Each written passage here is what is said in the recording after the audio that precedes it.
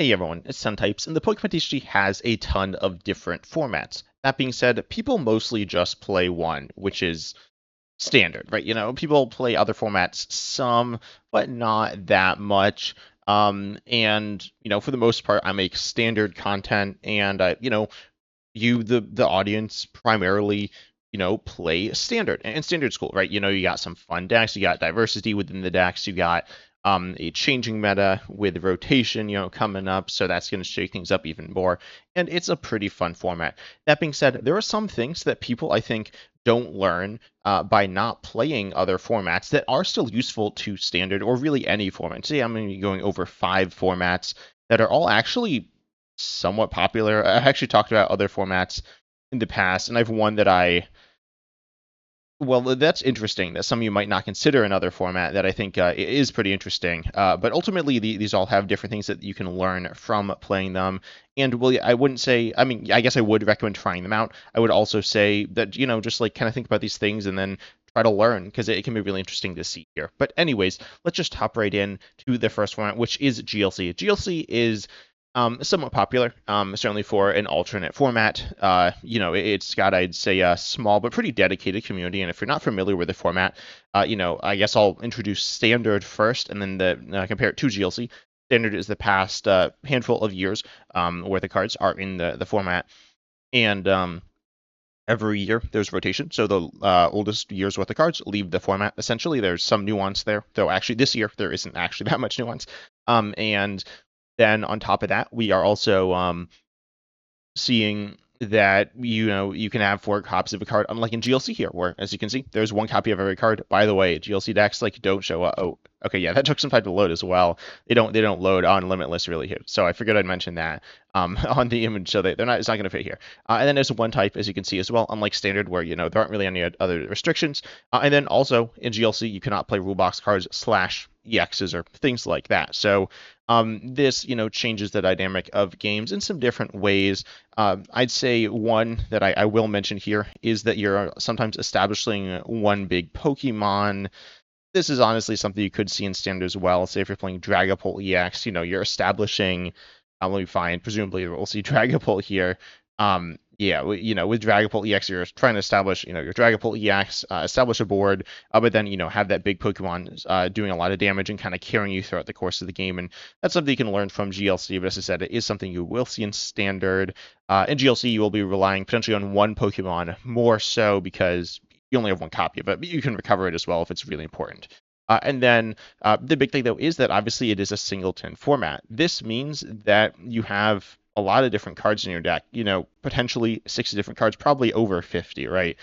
We see, other than the base Genji, that's not singleton there. So you're going to have cards like, say, Lilia's Determination and Iono. They're really good cards in Standard. Same thing with Arven. These are powerful setup supporters. In Standard, you could play a deck with 4 Arven, 4 Iono, 4 Lilia's Determination. I've done that. It's not that common because that's more than what you're normally looking at in terms of draw supporters or setup supporters. And then in terms of items, you got something like, say, Nest Ball's on this list. Ultra Ball isn't either, but you could have Ultra Ball is here. You could, run 4 caps of both of those, and that's a bunch of Pokemon Search, Ball Search there. But no, you can't do that in GLC, right? You're running, you're running these a wide variety of different sorters to help you set up and do different things in different situations, but they are fundamentally similar. And I was grouping in Lilia's Determination, Iono, and Arven together, and this is an important thing to think about. That's grouping cards in Standard. You see a lot of different cards that are, different types, but, supporters are kind of grouped together, but obviously a card like Boss's Orders isn't in the same category as Lilia's Determination, right? Or where are the categories drawn? GLC makes you think about that a lot more. For example, if you're looking for some form of switching, you have like Scoop Up Nat, U-Turn Board, Mystery Energy here. You also have Guzma. You have like different ways of switching. And then you have different ways of drawing. You have some Pokemon. You have some different trainers that draw you cards or get you cards in different ways, but they are doing these different parts of your game plan. You have Gusting and you have Spread to go after bench Pokemon. You have different sources of big damage. And looking at Standard, you don't really have that many different sources of big damage. You got Dragapult EX and Dragapult, and you also have Blood Mercy Luna, which is like once per game, probably. and like Dusknoir, which is like kind of big damage, but obviously some pretty big downside. It's very different than Dragapult EX. But in GLC, you're looking at these cards in different categories, looking at how they interact with each other, and there's a lot of different things to think about. It actually makes it a very complicated format. I'd say it's a lot more complicated and nuanced, and I'd say serious than standard in my experience. And yeah, it's definitely a format where you can learn a lot from by just experiencing so many different things. There's just a lot more stuff there, I would say, than in standard. The next one right here, which there's also a lot of different things, is expanded. Expanded, though, you obviously don't have that one of restriction. There are some interesting interactions, but with the power level of GLC is lower than standard, but the power level of expanded is higher. And with the increased power level, doesn't necessarily mean just doing more damage, though, you're probably doing more damage. You're essentially using Dragapult EX as a stage 1 in Regidrago V-Star. And it's not just that, it's actually more energies, and there's a lot of nuance with this format as well. Being completely honest, I've mostly just played I played some different formats. I haven't played that much GLC or Expanded lately, but Expanded is an interesting format because you see a lot of disruption interspersed within your attackers. Regidrago V-Star copies different attacks, and when you look at the attacks in the deck, you have obviously something like Dragapult EX I just mentioned, which we've been talking about as like the example standard deck, which does big damage. Dragapult EX does have disruption as well with Budew, which we also see in this deck. Budew, of course, item block your opponent. It's really annoying, right? It's Itchy Pollen. It's like in the name, it's as annoying as it sounds. But once you attack with Budew, you're setting up, and once you attack with Dragapult EX, then you're not setting up anymore. You're maybe like maintaining your boards, trying to stay in the game. But you're less focused on setting up. You're more focused on winning and doing damage. But with a deck like this, yes, Budew and Wobbuffet, these Pokemon are going to be slowing your opponent down in the early game, but you have supporters that you can use to disrupt your opponent. Obviously, we see that with Iono in standard. I'd say that's the only major form of disruption, I guess, outside of maybe Mega Absol EX as well, is also doing that. And I guess there's like counter cards, like for example, Battle Cage, but I feel like Battle Cage is a bit of a stretch. So you'll see a couple of ways of disrupting your opponent while you're actually applying pressure. But looking here, we see that you have energy disruption, you have ability lock with Path to the Peak, which you can do while you're attacking. You have different attacks here that wall different things, stop your opponent from playing different things, while also doing substantial amounts of damage. You even have a card like Dialga GX. Dialga GX lets you take a whole extra turn, which is really disrupting your opponent because they can't do anything. I mean, they don't get a turn. So you're doing this, obviously you're doing decent damage here, but you're doing less than Dragapult EX, but you're heavily disrupting them.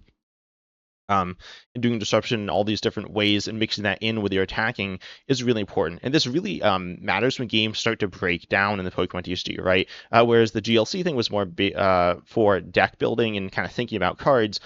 When you think about, standard, you're thinking about like setup, and then I like do my thing. There's three main phases, right? You set up and probably slow your opponent down a little in that phase with something like Budew, and you want to make sure your board is good. And then you also want to then in the mid game, which is like the bulk of the game, do your game plan, which is do a bunch of damage or whatever, through the use of different means. And then at the end of the game, you want to just make sure you close it out, like with Blood Luna EX, Fezandip EX, get the cards you need, boss game, whatever. But with more disruption mixed in, you have times when you're falling back on disruption, and this is something that's difficult to know when to do. But sometimes you're behind, and the only way to come back is by hitting your opponent with Budew and hoping they are like out of things, and then like recovering.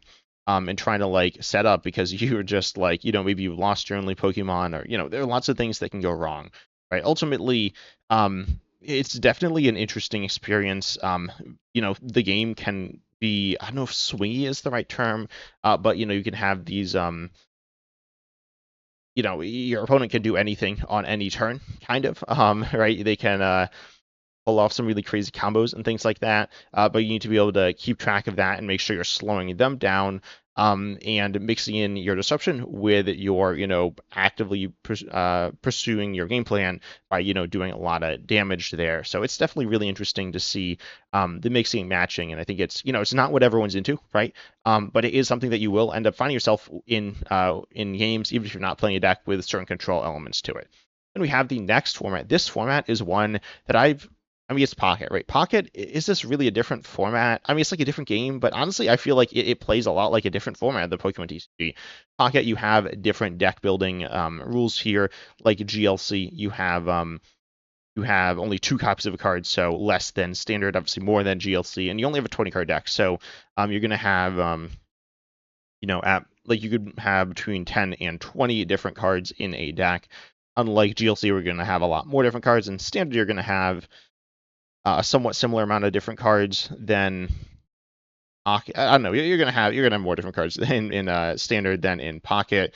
Pocket doesn't have energies, but also doesn't have search. But we're not diving into all of that here today. But with Pocket, which Pocket is, as I said, I think it does feel like because for a while I was like, Pocket isn't, and I kind of still stand by this, that Pocket as a standalone game in terms of playing it, because I know a lot of people like to collect it. But in terms of playing it, I think it plays interesting as its own format, like thinking of it as that way. As its own game, it can have some shortcomings, can have some really interesting things, but and it is also pretty clear with like the introduction of stadiums, but also some differences, but some similarities. And the honestly amount of care that's gone into Pocket. Pokemon cares about it, but I don't know. It feels like it has a lot of basis in the Pokemon TCG, which makes a lot of sense. And anyways, the one big difference here is that the games also only go to 3 points or 3 prizes. And this means that one knockout is a bigger deal. In the Pokemon TCG, I mean, again, looking back at the example with Dragapult EX, and you have Dusknoir here, Dusknoir knocks itself out. Knocking yourself out in the Pokemon TCG, I mean, it's not great, right? Yes, it technically can have some advantages with Iono and Counter Catcher, but those are, I don't know if I'd say niche, but they're not like, I mean, you'd rather not knock yourself out, right? That would definitely be better, but it's not like you'd lose if you use it either. I mean, it's in the deck, and it's a very good card. Dusknoir and Dusclops is quite good as well. So ultimately, it's really nice, and you get you get moderate upside. But you don't get crazy upside with Dusknoir. I mean, it is good, but you know, giving up a point in Pocket can be a really, really huge deal. And even getting a Pokemon chipped away at is also a pretty big deal, because you're trying to, keep your Pokemon alive. And we see a card like Lucky Ice Pop here, or Poison Barb, and these are doing not that much damage, or not healing that much damage. But doing like small amounts of incremental damage can be a really big thing in Pokemon TCG Pocket. It's definitely really interesting to see how these small amounts of damage and things like that are just a really big deal. Unlike in the Pokemon TCG standard format, where like Badoo's 10 damage probably doesn't matter. I mean, it can matter, but usually it doesn't. In Pokemon TCG Pocket, any bit of damage can be huge, and you want to kind of heal a little, and also go around and like do a little extra damage. And I guess that's kind of what Munkidori does. So maybe this isn't actually a skill that most people don't have, but it's not as important in the regular TCG and that in specifically in standard as it is in Pocket. But it is definitely something that you need to keep an eye on, especially again when games kind of fall apart. When you end up with these situations where you are hitting into each other with, like, say, Badoos. If you and your opponent just having a Badoo, then yeah, the 10 damage is going to matter. It's going to be the difference between winning or losing the game. With Dragapult EX as well, this is a really good example for this, because you're playing around with small amounts of damage. Sometimes, like, where do I put this 10 or 20 from Dragapult EX I got that I don't really need for anything in particular? And thinking like, oh, well, maybe my opponent's going to Munkidori it off, so I got to put the extra, like, if I can get an extra 30 there, that's going to be really nice. And maybe that Badoo damage from earlier is going to be really nice. Maybe I'm going to be able to, go ahead and, attack my opponent's, heal my Sugarpon EX. I hit him with Dragapult EX, then I can hit him with Badoo, or something like that. You definitely see some interesting situations. And it's those small amounts of damage that matter. Same thing with like Hawlucha, but even in a deck like say Gholdengo EX, you have a Vitality Band. Generally, it involves saving resources. Healing a little bit of damage usually isn't too meaningful, but it is an interesting thing to think about, especially as with post-rotation, we're moving into a format where I think damage over time is going to be a bigger deal than one-shots with the loss of something like Gholdengo EX, and with Megas becoming potentially more prominent, especially as the EXs rotate, the 2 prize EXs and more Megas are printed there. Then we have the next one. This is definitely the format that this is one that probably is the least played now because it doesn't exist, really, and that is the theme format. Theme decks are really cool. I just love theme decks, but they are we kind of still see them with the battle decks, I think, like the mega battle decks, or they've gone through different names as the eras have changed. Started with the V battle decks when theme decks were discontinued, and then the EX battle decks. But these are decks that are just not very good, right? They're bad. But they are decks that have some interesting characteristics. So these, as I said, aren't good if you play against this, or if you're playing this versus a standard deck, it's not going to go well, right? However, a funny story though, I will say, Uncommon Fossil entered a tournament with one of these. I think this one right here, though I could be wrong, and almost won it. That was something. But anyways, a standard tournament as well. Anyways, so theme decks are not very good, and this is because they have just bad cards and bad quantities of cards. For example, they have a lot of basic energies, and they have a good amount of Pokemon that like don't really do anything. And I guess their trainers are like kind of meh. For example, the draw 3 supporters are some of the best supporters in the deck. I mean, I guess there's not that many supporters. There's 10 supporters. I guess it's not a horribly low amount. But there's also 10 items as well. So that's like not enough, right? But then you see that there's like almost 20 energy. And so you're going to end up, with these hands full of energy. So what does this teach you, right? Like what does a handful of energy actually teach you? And this is because you generally play these against other theme decks. So you'd end up with these situations where, neither player has much of anything going on, and doing a little bit of damage is really good. Because it's eventually going to get you to where you need to be. And, it's just a really, really interesting and different experience. It's an experience that, in the Pokemon TCG, especially if you're playing on Pokemon TCG Live, and, you have this hand and it's like super bad, right? Then maybe you'll be like, maybe you'll just like scoop, right? If you're playing like Goldengo and you got your hand and you got your, you have a, like Fez Nifty EX and like a bunch of energy, right? Like there was a point at which I was playing Goldengo and I was like playing a game, and I attached 3 times to Fez Nifty EX and I lost. Obviously I lost. However, you're not always going to lose these games. I mean, what if both people don't set up? And I was actually recently at a tournament and I played a bunch of games where neither me nor my opponent set up. And so, in that situation, got to kind of figure things out, and it's going to be weird. You're going to be missing some piece of your game plan. So playing with a format like in a format like this, where you're going to end up with a lot of these situations where you and your opponent are just kind of dead drawing. It's interesting. You kind of want to say like you want to plan some for the future, but in standard you're setting up this big Pokemon, this big Dragon Ball EX or whatever. But then behind that you have nothing, right? But in this format, you're going to be like, trying to set up your big Rillaboom or whatever. But then if that doesn't happen, maybe you'll swing in with Eldegoss for 30. It's not that good, but it's something. Maybe you'll swing in with Gossifleur for 10. Again, it's not that good, but it is something. And learning when you need to pivot to this like all in, not very good strategy, but the best thing you've got is very important and really interesting to think about there. And something I think a lot of people just kind of think of as like, this is a lost game, but some of those games, they can't be lost games for both people, right? But then we have the last one here. This one's interesting. This is Cube format. Cube is a format where you like draft using custom packs. It's a thing. It's really cool. I'd actually really recommend it. This is my personal cube I own. Built it over a little bit of time. I played it a few times, and it's a fun format. But ultimately, there are a lot of different things you can learn from Cube. It's really interesting because it's a format where you deck build and then you play. I wanted to include pre-release here. Honestly, pre-release, a lot of the things are either covered in Cube or in theme a little better. But with Cube here, you're really building and you're drafting. So you're building your deck kind of like over time, and then you're playing. And it allows you to think about some really interesting synergies that you might not have normally thought of, that kind of appear. They're not things you're expecting, but you got some really interesting options going on. And so this is something really interesting to think about, say during deck building, when you see a new card revealed, or when you're looking through older cards. Which, by the way, if you want to think of cool new deck ideas, you should look through older cards. It's really, really fun. And you might find some really interesting synergies you haven't thought of. They might not be good, but they are something. And then, some of them will probably end up being good, right? Sometimes you see these weird shakeups in the format because, someone's looking at some cards and thinking like, what could I do with this card, right? And then they find something really interesting.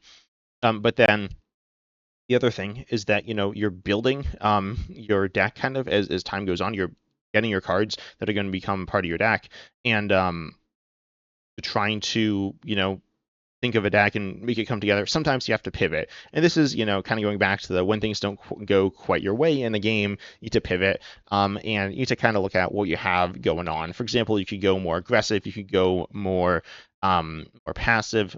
What do you want to do there? Do you want to set up your engine? Do you want to go for a big knockout that could leave you in a really vulnerable position? And just thinking about these things and the pros and cons is really, really interesting. But overall, there's a lot of things to learn from playing other formats. I tried to explain them here in this video, but to be honest, a lot of them are things you learn best by doing as well. So I would highly recommend trying out other formats. Tell me in the comment section if there are any formats that I didn't talk about that you think have some really interesting lessons that have taught you things and that could teach me things. I always like learning new things about the Pokemon TCG.